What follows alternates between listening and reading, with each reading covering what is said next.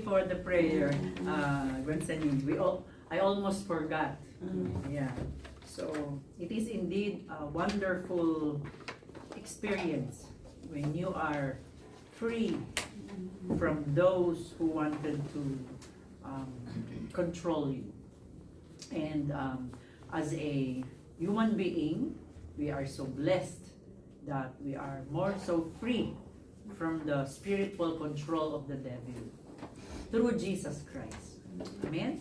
So again, congratulations to Korea for another remembering your independence from, so it's from Japan?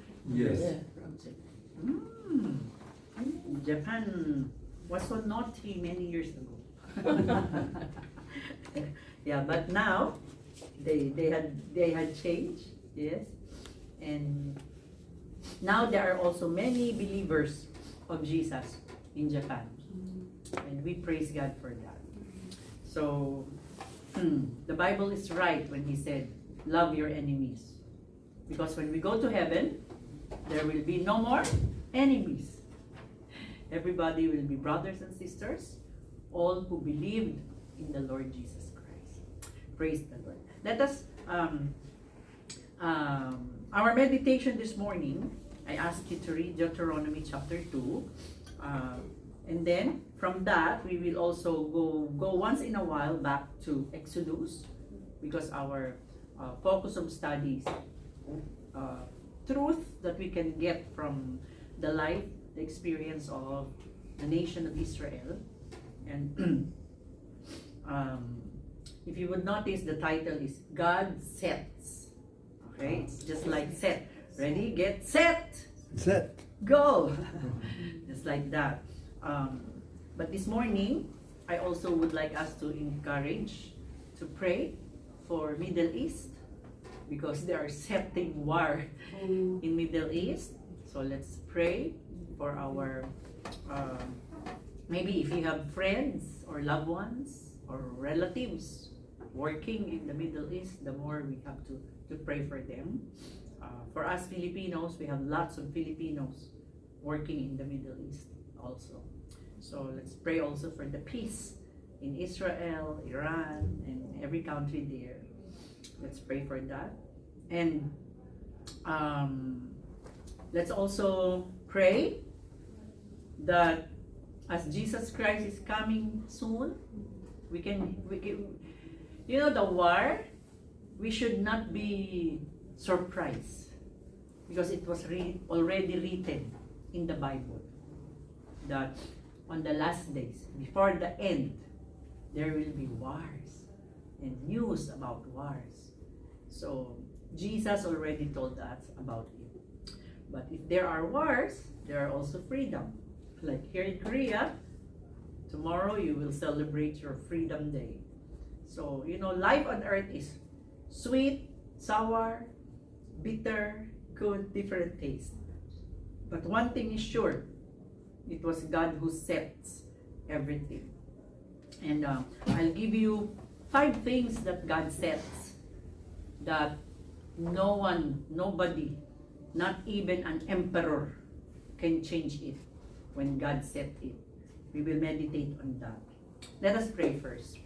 Loving Heavenly Father, thank you that you, our God, is one, true, you are stable, you are able, you are unchangeable, you are unlimited, you are all-powerful, all-knowing.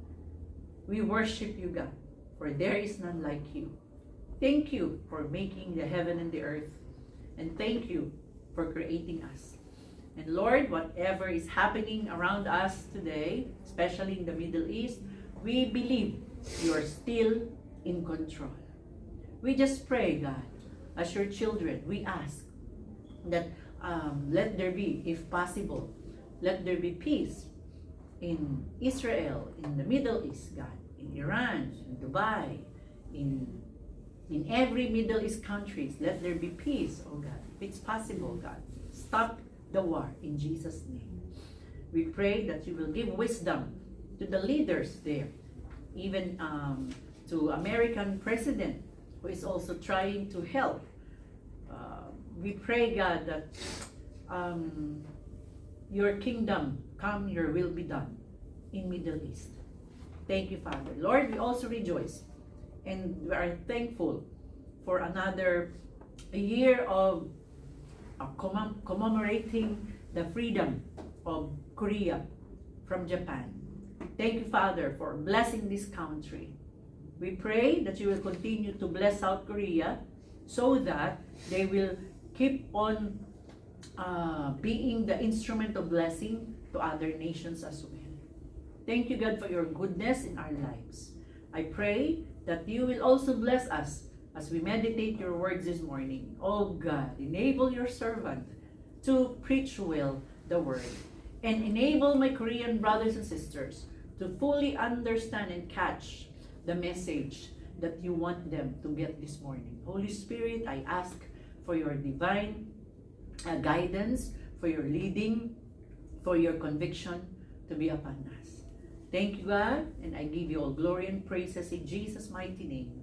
Amen. Amen. And amen.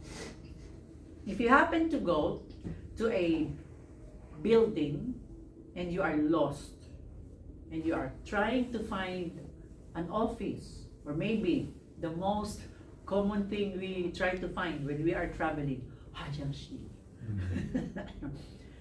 Whom do you approach? To whom will you go? I would usually, personally, I would look if there is a guard. You know, a guard person who is on the information. So I would usually go to the information and ask, where is this, where is that? So just like the funny experience of Pastor Manuel many years ago, when our first year in Korea, he asked the 아저씨, 화장실 주세요. So the 아저씨 really laughed. Oh, but he understood. Oh, and then we were wondering, why did the ajushi laugh? And then as we keep on studying Hangul, we realize it's as if pastor is asking, give me toilet. So like we look for someone who could help us find the things we're looking for. This morning, I have a very powerful news to each of you. If you're looking for territory, if you're looking for talents, if you're looking for treasures, if you're looking for, promotion, if you're looking for true promise, which you can hold on, there's one thing. There's not one thing, one person whom we could go. And that is the God that sets. Amen? Amen. So 5 things that God sets. And may this be, I pray that this will be a blessing to you. In your everyday life, you will encounter challenges. I pray that the Holy Spirit will help you remember there is a God who sets. Okay? When we say sets, like Chipsanim Kim, when he comes to English worship room, she sets the computer, the laptop. She fixes it. Deacon Ryu, he sets the video camera. Okay? The Chipsanim, they set the snacks. Okay? And because maybe we come a little late, so maybe later in coffee time I will share you what I observed. So there are people. The reason I'm here, by the grace of God, okay, God set Elder Ham to pick me up. Okay, so everything was set to be in order. Amen? Amen. Now, if you have read Deuteronomy chapter 2, you will. I found 5 things that showed me that God is able to set. God is able to fix. God is able to put it in place. Okay? And if it is God who set set it up, if it is God, He put it there, nobody would be able to remove it, to change it. Always remember that. Amen? Yeah. Even our face, God set that face. Even if those who have money would go to Gangnam and change their nose. But still, when they die, and then they rose again, and God will give them their eternal body, same nose will come. Nobody can really change it. So, 5 things I want us to remember. Let's read first our scripture text. I just picked several verses, not all the chapters. Okay, let us read from verse 1 to 7, and then we will pick up to 31, and then 34 to 37. Let's read. Then we turned and journeyed into the wilderness in the direction of the Red Sea, as the Lord told me. And for many days we traveled around Mount Seir. Let's pause. You know, the many days here, that's about 38 years. So that's one thing when you read Bible. Sometimes it just says many days, but the total amount could be years. So that is about 38 years. Okay, let's continue. Then the Lord said to me, you have been traveling around this mountain country long enough. Turn northward and command the people you are about to pass through the territory of your brothers, the people of Esau, who live in Seir, and they will be afraid of you, so be careful. Do you remember who Esau is? The brother, the twin brother of Jacob. Jacob, the son of Isaac, the grandson of Abraham. Okay, let's continue. Thank you. Next. Do not contend with them, for I will not give you any of their land. No, not so much as for the soul of the food to tread on. Because I have given Mount Seir to Esau as a possession. You shall purchase food from them with money, that you may eat, and you shall also buy water from them with money, that you may drink. For the Lord your God has blessed you in all the work of your hands. He knows you're going through this great wilderness. These 40 years, the Lord your God has been with you. You have lacked nothing.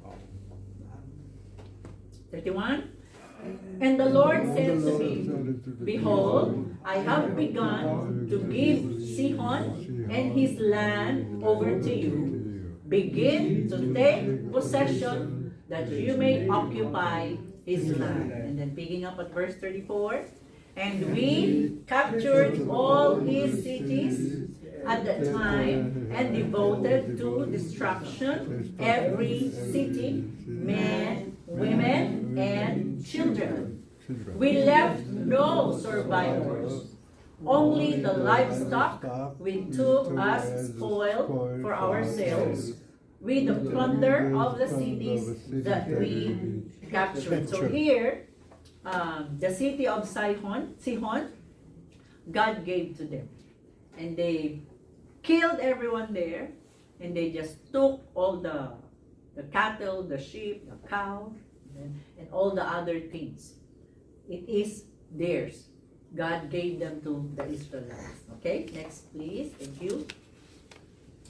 From Aroer, which is on the edge of the valley of the Arnon, and from the city that is in the valley as far as Gilead, there was not a city too high for us. The Lord our God gave all into our hands. only to the sons of Ammon you did not draw near, that is, to all the banks of the river Habuk, and the cities of the hill country, whatever the Lord our God had forbidden us. So, in Deuteronomy, I found out, actually I have read this book several times, but it's good to review it. Now, I remember, in the book Deuteronomy, it's like Moses was writing the summary of the journey of Israel. And here, in chapter 2, okay, Moses was telling them that it's about time. Their wilderness journey is over, almost over, and they have reached the promised land. So it's about time that they have to go to the promised land. But how are they gonna possess the land if there are people living there? So, war in the Middle East is not new anymore. Even in Bible times, war in the Middle East is very common. So Israel had to be on war, defeat the king, the city, so that they can occupy it. Okay, that's why nowadays we can hear some people saying, Israel was just, they are not really, they really don't own the land. But according to the Bible, God had promised them the land. So this time, in this book in Deuteronomy, it was the time that God is fulfilling that, and Israel had to destroy anything there so they can occupy. That land was promised to them by God. Later we will discuss on that. Now, the first one that I want us to know is God sets the territories. Okay? Territories. The Hebrew word for territory is gevul. Okay? Gevul. What is the meaning of that? Fixed boundary lines. Okay? Notice this one. Fixed. Fixed. In the Philippines, when I was younger, I saw this stone, like this one, and they put it on the land. It's like it's the marking of your boundary. If you bought this, you only have to build your house within that stone, inside that. If you build outside, it means it's no longer yours. You are building outside your territory. So territory is very important. And that's why there are wars, like World War II with Japan. They want to extend their territories. They want to occupy Philippines. Actually, they occupied us for 3 years. North Korea, how long did Japan occupy? 36. 36 years? Wow. That's why you look like that. I'm just kidding. So, that sense of they wanted to extend their territory. But look at this one. If man do it their own way, trouble. Right? War. They were fighting. Nowadays, China wanted to claim Philippine Sea. So they're building their islands there. So we have been praying, and we just thank God, our presidents, we don't really want to war. So we just keep quiet, and we don't really fight back, retaliate. We just pray that God will fight for us. So sometimes what is the reason of war? Because greed. They already have this, but they want more. But this morning, God wants to remind us, okay, it's not human, it's not people's power to extend, to place, to fix territories. It was God. It was God who fix this land for South Korea. And for now, we have the North Korea. We don't know God's reason. And we're praying that North and South will once again be one. We are praying to God because only God can fix that. So, territories. It is God who fixed territories. If we will go back on the verses, next slide. It says there in verse 45, turn northward and command the people, you are about to pass through the territory of your brother Esau, who live in the desert. And then, what did God says here? Okay? Do not contend with them. It means do not fight with them. For I will not give you any of their land. Have you noticed that? You will pass Esau's territory, but behave. Okay? Do not get anything, because I'm not giving them to you. So it's like God sets our territories. Okay? In verse 31, let's go next slide. And the Lord said to me, behold, I have begun to give Sihon and his land over to you. Begin to take possession that you may occupy this land. The Lord our God gave all into our hand. Like, God said, okay, there's Sihon, you can occupy their territories. Why? Because God had given them the city of Sihon. So it says here, only the land of the sons of Ammon you did not draw near. Because, why? Whatever the Lord our God had forbidden us, we don't do. If God said, okay, do not touch Esau's territory, I'm not giving it to you. Do you think if the Israelites touch it, they will get it? No. Because God already declared, I'm not giving it to you. Now, okay, get Sihon, it's yours. So it is God, have you noticed? It is God who put assignments. Okay, next slide. God sets the assignments of each land, every land's borders, and every inheritance. Your calling has a fixed boundary. It is Him who gives you your territory. Not every opportunity is yours to claim. If it is outside your boundary, it is outside your blessing. Remember, we are not to covet. You know, covetousness is wanting something that belongs to others. You don't need to desire. For example, there's no need for me to desire Elder Ham's car.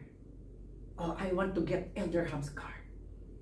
That's a sin. That's covetousness. Because that car was given to Elder Ham. God allotted it to him. Okay? God allotted to us our families. God has given us our families, our places. Your work, God has set you there. Okay? We should be thankful to wherever God has placed us. Did it come to your mind asking, why am I a Korean? Why not an Italian? Sometimes, right? If there's problem in your country, so many Filipinos are experiencing that. Why am I a Filipino? So many trouble in the Philippines. I hope I am American. I hope I am Canadian. Wishing. But God set you there. We have to move around the territories that God has ordained us. Amen? God has ordained you to be there, be there. There is a saying that says, bloom where you are planted. If God planted you in Korea, bloom. Grow well. Enjoy your life there. Do your best. The territory belongs to God. He is the one who sets the boundaries. Right? Have you ever experienced, you wanted, oh, I hope I could expand my business. I want to expand my business. Expanding your business is not bad. But as a child of God, you have to ask God, Lord, is this your perfect will for me to expand my business? You want to expand your profession. You want, to move higher. It's not bad to dream big. But in every desires we have to submit it to the one who fixed the territories of our lives. Amen? We have to always submit to Him. So God sets the territories. So if that land in Canaan, God said that will be for Israel, that will be for Israel. No matter how many countries are targeting Israel, they wanted to erase Israel. Were they able to do it? Even on the time of Hitler. Hitler wanted to erase Israel. But God said Israel. Nobody can really erase. It is God who fixed the territories. Amen? It is God who fixed the territories. Like in business. Like for example, taxi. Sometimes I can see taxi cars lining up near the airport. I was wondering, I hope every taxi would have a passenger. Because I know, no passenger, tonopso. Huh? So, maybe, there are times I experience, like I was talking to one taxi ride in my country, and then some other taxi like waving, like take me, but I'm already talking to the other one. Here. So why? Because they want to get more. But remember this, it is God who sets the boundaries of our life. If God says go, if God says go. If God says stop. Okay? I always say, when God closed the door, do not keep trying going out. You might just hit your head. You might just bang your head. But when God opened the door, don't be afraid to go through. Because if He leads you there, He will be with you, to guide you, to bless you, to protect you. Number 2, God also sets the timing. God sets the timing. The Hebrew word is moed. What is timing? It's the appointed time. Another one, fixed. See this one? When it's fixed, it's not broken. You cannot change it. Fixed season, a divinely scheduled moment. Okay? In verse 3, next slide, God said, "You have been traveling around this mountain country long enough, turn northward." As I have told you earlier, long enough is like 38 years. So God is not asleep. God was watching over Israel, counting the years. Later, we will discuss why 38 years. Okay, there is a reason. Because when God put the timing, it's not just because God was lazy. He was just playing around. It's like, God, why did you do this? God will not tell you, I'm just bored, so I did it. No, it's not because He was bored. God is a God of purpose. So when He sets time, He has perfect reason. That's why we have the term perfect timing. Perfect timing. Okay? Verses 14 to 18. Let's read. "And the time from our leaving Kadesh Barnea until we crossed the brook Zerd was," there it is, 38 years. "Until the entire generation, that is the man of war, has perished from the camp, as the Lord has sworn to them. For indeed, the hand of the Lord was against them, to destroy them from the camp until they had perished." 16. So, as soon as all the men of war had died or perished, and were dead from among the people, the Lord said to me, today you are to cross the border of Moab at Ar. Have you noticed? 38 years. I think, okay, next slide. Why 38 years? Let's continue to read. 34. According to the number of the days in which you spied out the land, 40 days. A year for each day. You shall bear your iniquity 40 years, and you shall know my displeasure. I, the Lord, have spoken. Surely this will I do to all this wicked congregation who are gathered together against me in the wilderness. They shall come to a full end, and there they shall die. That was taken from Numbers 14. Have you remembered when we talk about Israel, when there were 12 spies who went to Canaan to spy, and then they went back, and then 10 of the spies told bad news. And the people of Israel started murmuring, rebelling, disbelieving God, and fighting against Moses. Let's choose a leader. Let's go back to Egypt.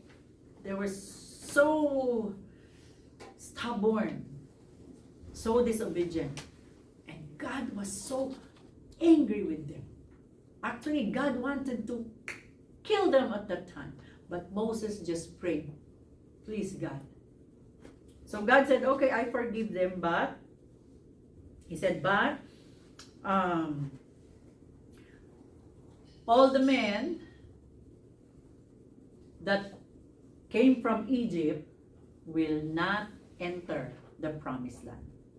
They will all die in the wilderness. Because one of the words they said, oh, if we only die here, maybe it's best. And God heard that. So God said, okay. So 38 years, God allowed them to move around, and then another 2 years to finally enter the promised land. A total of 40 days. 40 days. 40 years, I'm sorry. A total of 40 years. Why 40 years? Because the spies, they spied Canaan for 40 days. Okay, 40 days, they went to Canaan, they spied it, but they brought bad news, and the people rebelled. So it's like, that's the temple, okay, you rebelled, I'll give you your punishment. 40 days you spied, you have to pay it 40 years. It says there, 1 year, where is it? A year for each day. You shall bear your iniquity 40 years because of the 40 days. Did you see that? It's like maybe for 40 days, while those men were spying, in their heart they were murmuring, this is impossible. So God punished them. So that's the reason why the Israelites went around in the wilderness for 38 years, plus 2 more years to enter Canaan.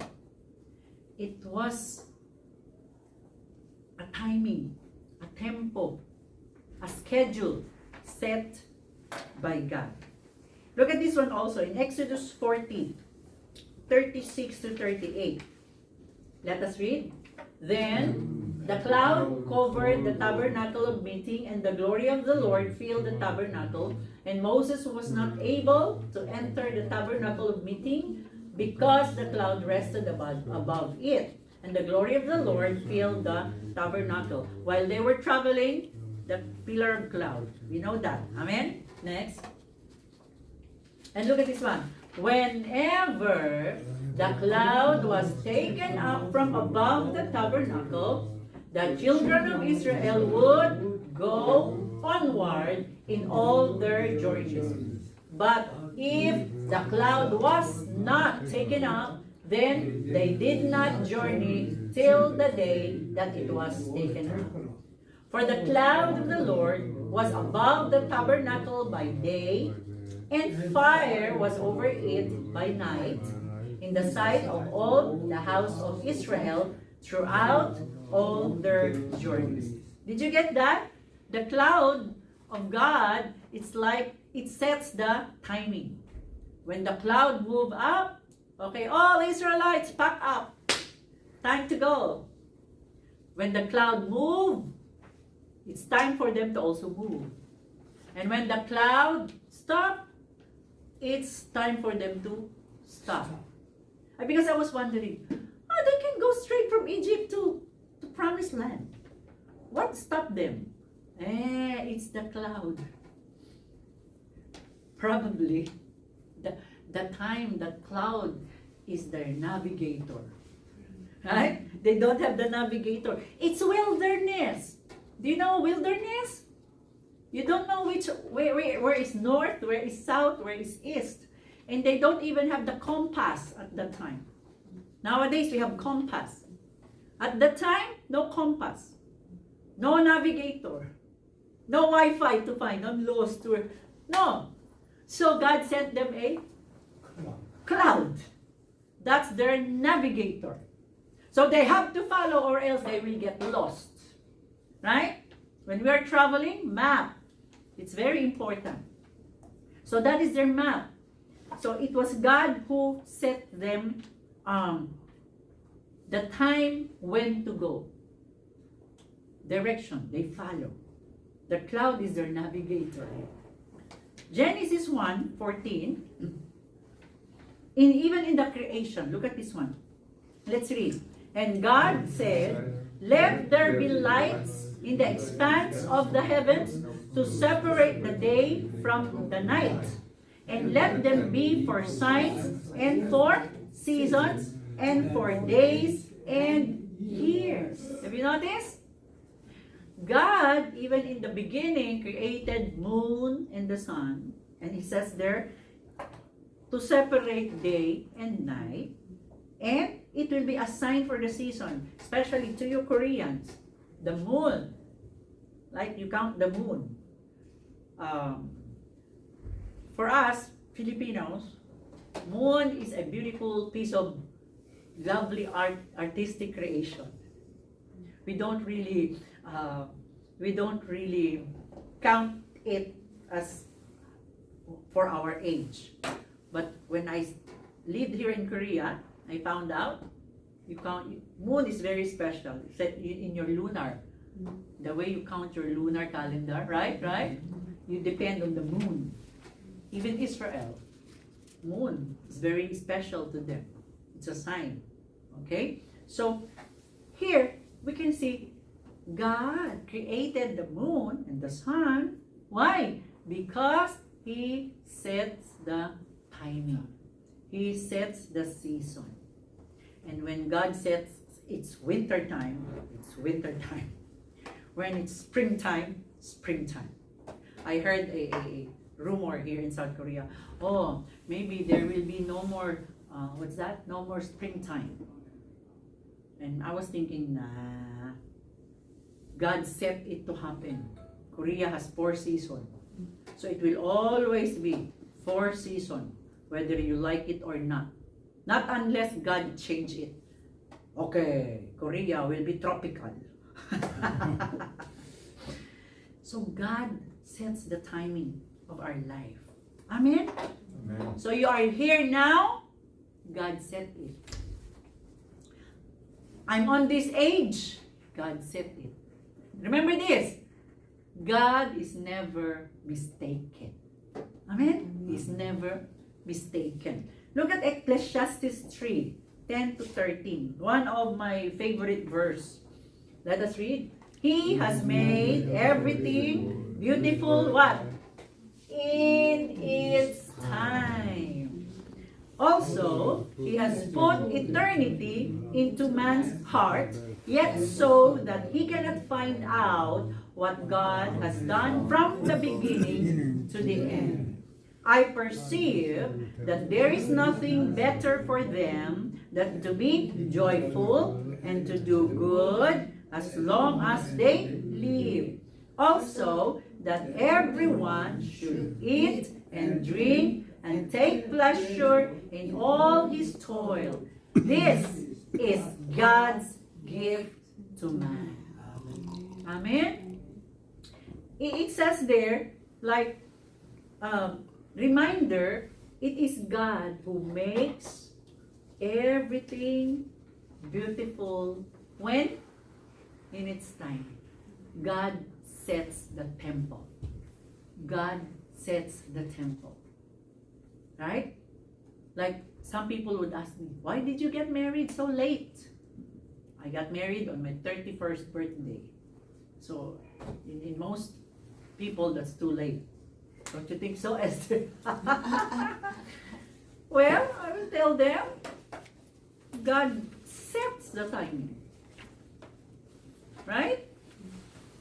Because when I was not married yet, when I'm starting to learn that maybe someday I'm gonna get married, I started praying for God's perfect will to happen. So He sets it. Here, sometimes in our heart, we have so many dreams. We want to live forever. But remember, on earth there is no forever. It is God who sets our time of birth. It is in the book of Psalms. He sets how many years we're going to live. God sets the temple. Next slide. Many of us would agree that we are often tempted to control the seasons of our lives. We plan to do something at a certain time. And when we fail, we become frustrated. When we experience delays, we feel dismay. But remember, it is God who sets the best timing for every season of our lives. He alone knows what is best, when it is best, and even how it is best. So, brothers and sisters, when we experience delay or sudden changes, what should we remember? Remember that they are part of God's divine appointment. He sets the right timing. Your delay is not disorder. It is a divine appointment. So, here's my advice. Why not simply enjoy and do well each and every day that God has given us? Like in Ecclesiastes, King Solomon says, everyone should eat, drink, take pleasure in all his work. This is a gift of God to man. Instead of running up, sometimes we tend to make schedule.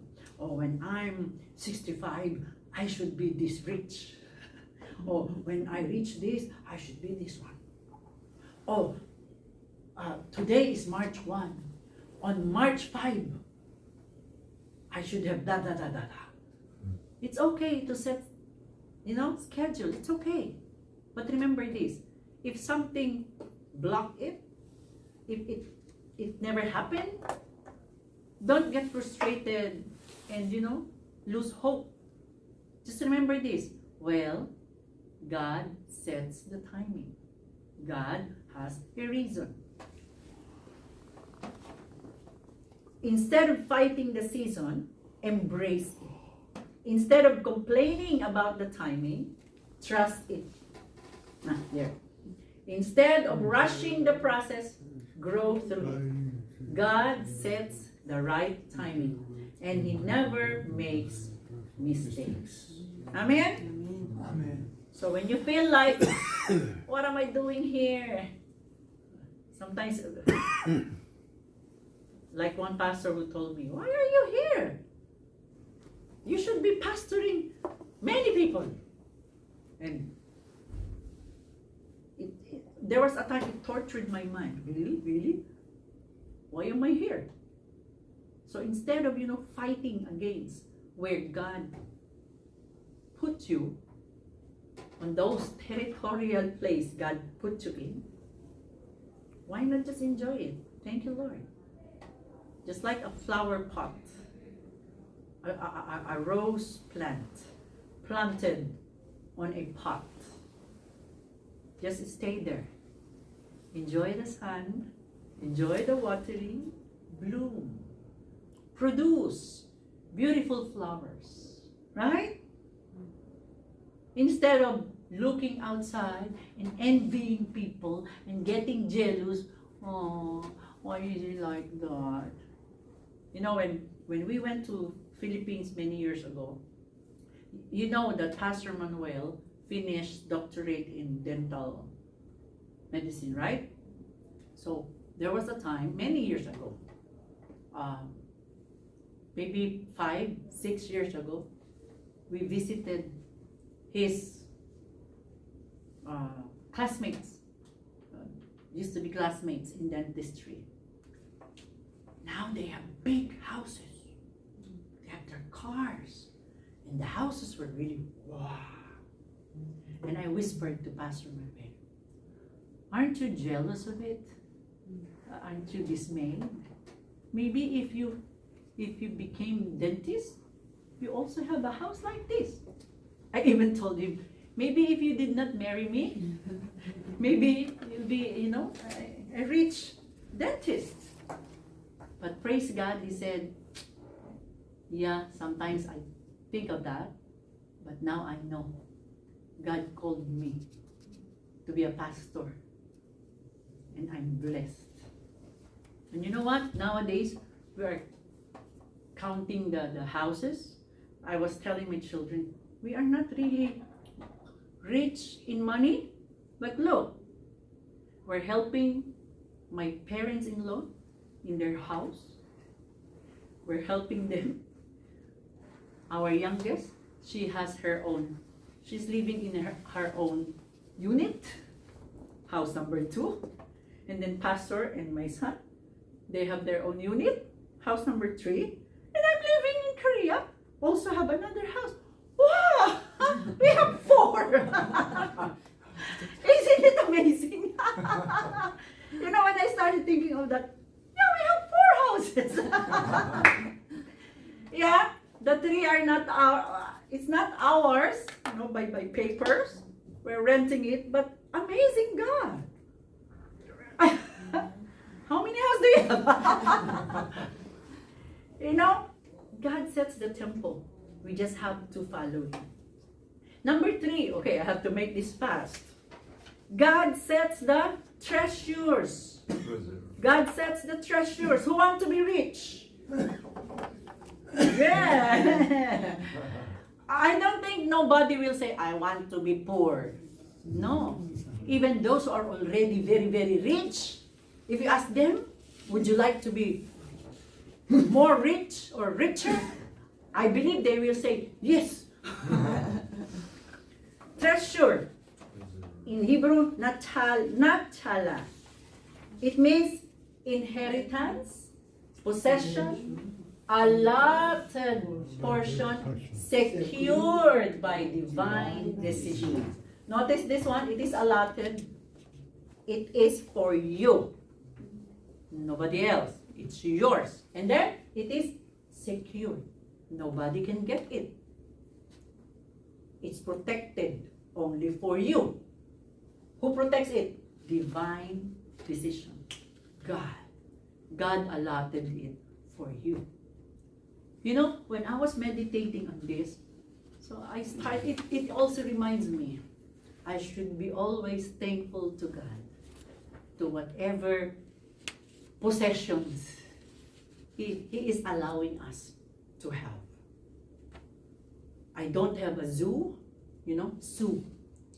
but we have 4 dogs and 2 cats in the Philippines. And many lizards. Do you know lizard? Yeah, no lizard in Korea. Yeah, where? The tiny thing that moves around the ceiling. Tiny. The sound is. Oh. Well, what's that in Korean? Did you find it? Huh? Tumame? Yeah. I rarely see lizard here. No. And the cockroaches. Cockroach? Cockroach. Yeah?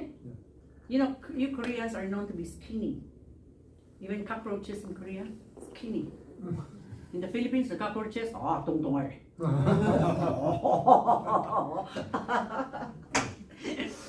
Okay, so God sets treasures. Look at verse 6. Okay, let's go to verse 6. You shall purchase food from them with money, that you may eat.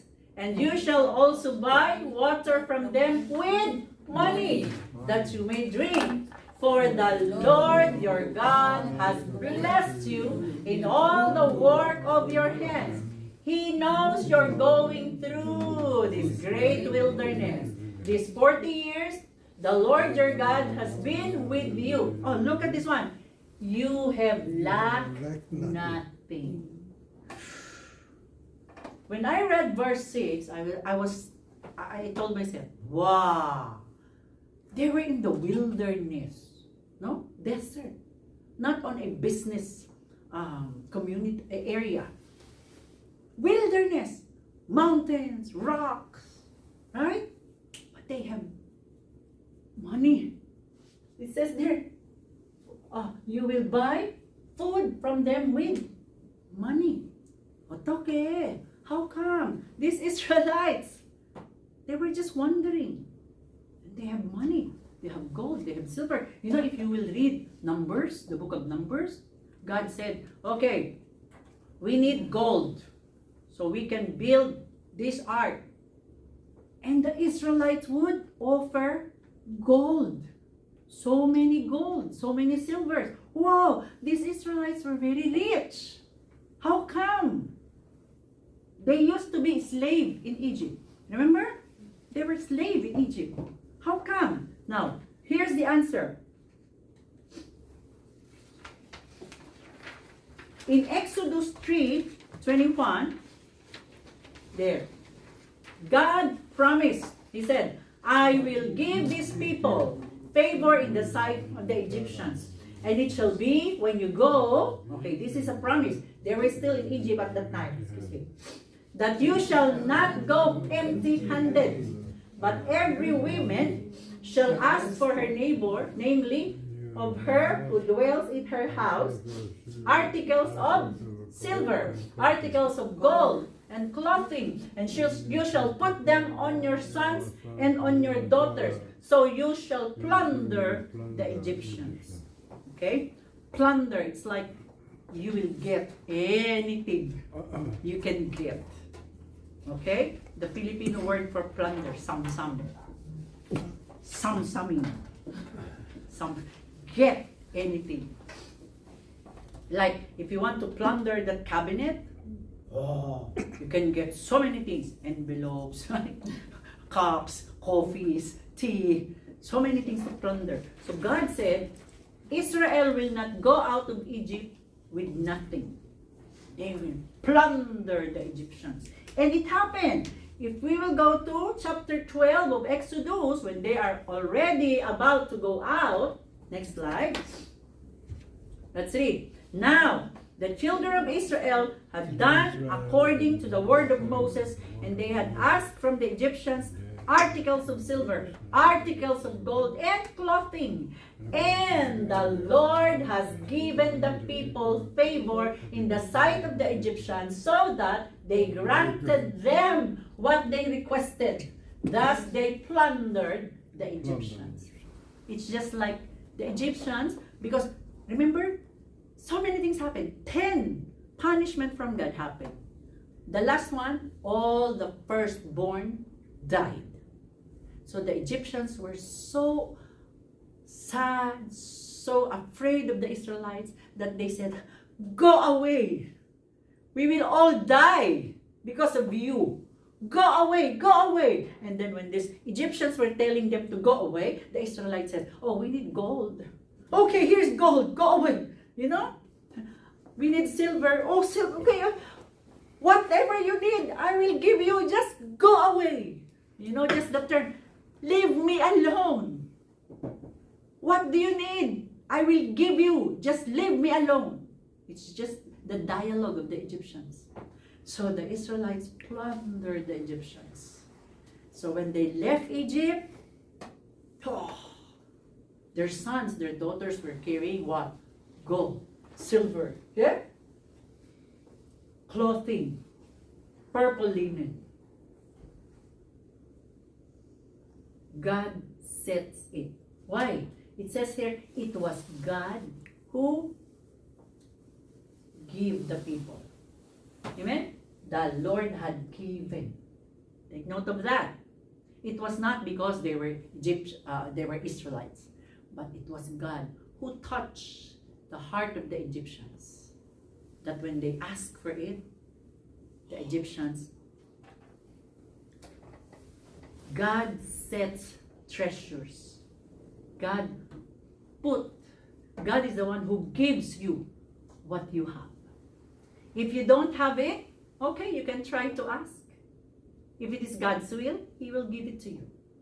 But if it's not His will, don't feel bad that God is not giving it to you. Because God knows and God wants what is best for you. Remember my story about my son? He's been asking me for the matchbox, the fire tool. I didn't give it to him because I know it's dangerous. Until one day, he was so stuck and he was able to get it and lit one stick and burn himself. He was hurt and he learned his lesson. Sometimes God would allow us, we're asking for something. God, give me this, and God says, no, not good for you. But we keep on, please. Sometimes God would give His permissive will. He will just permit it because you're so stubborn. Okay. And then when you get it, and then something happened, boom. Why? And then God would say, okay, now you learn your lesson. Sometimes God allows things so that we will learn our lesson. But remember this, God does not plan to give us anything that will harm us. Amen? Next slide. You don't chase inheritance. You receive it when God releases it. We don't covet, there's the covet again, but be contented and grateful for any big or small treasures God has set on us. Amen? We should be thankful whatever we have. I have a relative who has 20 cars. Do you believe that? 20 cars. Jaguar, Volvo, Mercedes. I don't know if they have Ferrari. BMW. Saudi. Why so many cars? Well, now I know the answer. God put it in them. Okay? God blessed them with that. And this relative of mine, they are not proud. They are so simple, humble people. So we don't envy. How come? He's rich. I'm not. No. Be thankful. Remember, it was God who gave you that treasure, that possession, that family, that business, that work, that job. It was God who gave it to you. Be thankful. Amen? Amen? God gave it for a reason. What's the reason? Number 4. God sets the task. What is task? Pakad. To appoint, assign, and trust commission. Task is something for you to do. Most of the times, I notice, God would give us possession so we can use it in our profession. Let me say it again. God will give you a possession that you can use in your profession. Profession is a task, the job. God will give you the skill because God is making you This, like, for example, God had given Elder Ham skill to drive very well. I always feel sleepy when he drives. Because God has given him a task to drive taxi, to serve foreigners. You see, God will give you something because He is assigning you a job to do. Okay? What kind of task? Task to lead. Leadership is not grabbed. It is assigned. Okay? You don't tell God, God, I want to be a leader. I want to be a leader. You ask most of the pastors. Ask. I believe most of the pastors will tell you they did not present it. I wanted to be a pastor. No. I think most of the pastors told this to God. No, not me. No. But when God called you, assigned you a work, you can never say no. Remember Jonah? He tried to run away. What happened? A big fish swallowed him. Would you like to be swallowed by a big fish? Then, don't obey. When God called you, be faithful. Okay? Moses, as selected leader of Israel that time, God said, turn northward and command the people. So God gave the ability to Moses to command. As a leader, Moses was asked by God to command the people under his leadership. Next slide. Task to build. Okay? Building, making. It's also a job from God. Engineers, architect, whatever is that. The task to build. In Israel's history, God appointed skilled workers like Bezalel. Okay? Man. He was filled with skill to craft for the tabernacle. You can read it in Exodus 31, verses 1 to 5. God said, I made Bezalel very talented, very skillful, so he can help build the temple. Next, please. Not everyone fights. Not everyone is an army. Some build, some design, some serve. God sets the task. In the book of Deuteronomy chapter 2, Israel was told, do not fight here. Okay? No fighting there. But in some area, pass through there. Rise, engage, fight. It is God who gives. Okay, no fighting here. Okay, you fight. Okay, here, you rest. It is God who gives us the task. Okay? Next slide. God does not only prepare a place, He prepares a task. And if it is your task, you will have the grace for it. When the assignment comes from God, the strength also comes from God. Amen? If God asks you to do it, God will give you the strength, the talent, the wisdom, the ability to do it. You are not random. You are assigned. It may feel like an accident that you are where you are right now, but remember, God is the one who placed you there. Amen? Next slide. If it is His perfect task for you, you will experience His power, His presence, and even His full provision. And even if you find yourself in His permissive will, there is still grace. Grace to realign, grace to surrender, and grace to begin choosing His perfect will for you. As I have told you before, there are two wills of God. Okay? Perfect will, bullseye. And there's also the permissive will. He just let it happen to teach you, to train you. And you know, when God calls us, we have to obey. Amen? Next slide. Exodus 3, 10 to 12. God, well, it was here when God called Moses. Come now, therefore, I will send you to Pharaoh, that you may bring my people, the children of Israel, was the mission, out of Egypt. But Moses said to God, look at this, who am I that I should go to Pharaoh and that I should bring the children of Israel out of Egypt? Because at this time, Moses was running away. Moses was hiding. He was a fugitive. But look at the promise of God. God said, I will certainly be with you. If God calls you, He will be with you. And that's a promise Because our God, when He makes a promise, He sees to it that He will do it. Because, number 5, God sets the testaments. Testaments, berit, means covenant, binding agreement. It's a sacred promise.